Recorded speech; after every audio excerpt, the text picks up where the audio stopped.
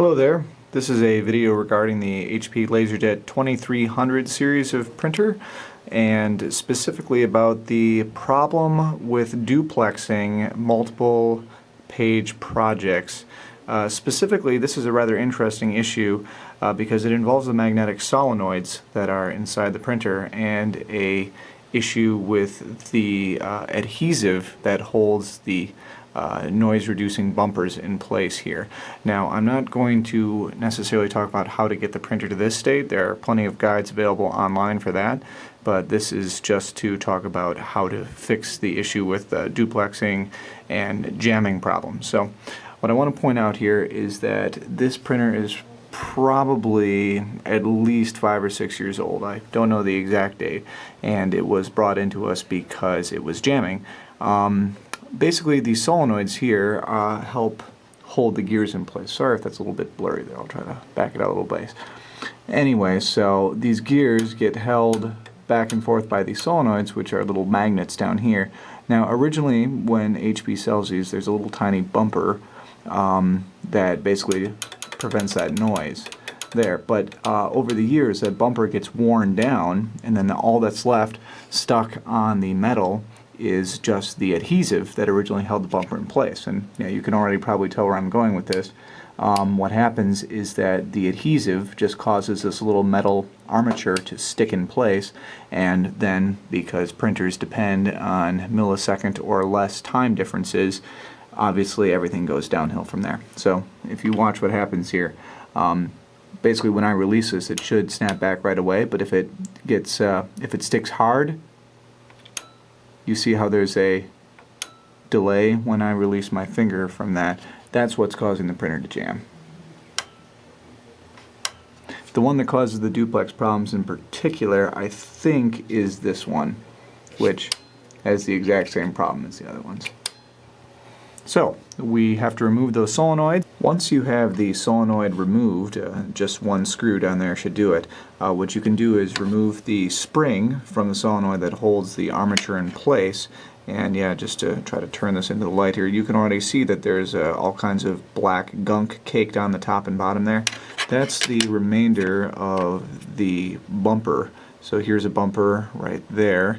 And there might have been a little bit of one up there at the top as well. So here and here, we need to just get all of that stuff just rubbed completely off.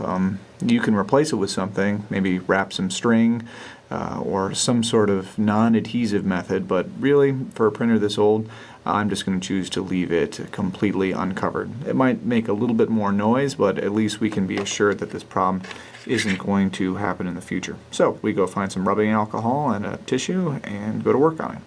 So as you can see here, we've removed all of the adhesive from the armature of the solenoid, and we've also taken it off the body of the solenoid. We can see how clean that is right there. No more of that black adhesive. Now, while I was doing this, I looked online, and it seems that, contrary to what I said previously, what we do want to do is actually take some kind of piece of plastic or some sort of magnetic resisting stuff and just stick it back on the place where the adhesive used to be. The reason for that is that a lot of times people just clean that off like I was planning on doing, and they don't replace it, and then there's a problem with residual magnetism from the solenoid. So it fires, it causes the metal to still be slightly magnetic, and then you have the same jamming and timing issues because, once again, all it takes is a microsecond of delay and then the printer will jam. So what I'm going to do is I'm just going to stick a little piece of tape back onto there, and I probably can't do that while I'm holding the camera, so I'll just demonstrate again when it's back. Now, as you can see, that's what it looks like with my little gray piece of electrical tape stuck on there. Now you can go ahead and put the spring and the screw back into the solenoid and hook it back in. Just be very careful when putting the spring back on there, because I would suggest doing it from this angle here, otherwise that spring is going to try to act like a rubber band and shoot off into far corners of your office, which has already happened to me twice now, so just be careful when hooking that back on. Now, even though it doesn't have to be done, I've also removed the tray 1 and tray 2 solenoids as well to prepare to clean them. Yeah, you can see how much crud is on there. Try to zoom in a little bit. Yeah, that brown patch there, that's what is on all the solenoids, and that's what you need to remove because it gets really sticky with use. It doesn't feel as bad as the duplexer one was. But yep, that is the main cause of the sticking issue. So we'll get those cleaned off and hopefully things will work. Once you've taken care of the other two solenoids for tray 1 and tray 2, right before you put it back on, go on and give it a try. You should be able to press on the armature really hard and still not have it stick at all. So that should mean that, of course, the adhesive, thanks to the little electrical tape I put on there, it's not going to pose a problem, and we're not going to have any issues with residual magnetism either. By the way, if anybody knows where this part goes to, I think it fell off of the network card box at some point, so I don't think it's anything important, but if you know where it goes, please let me know. Thanks.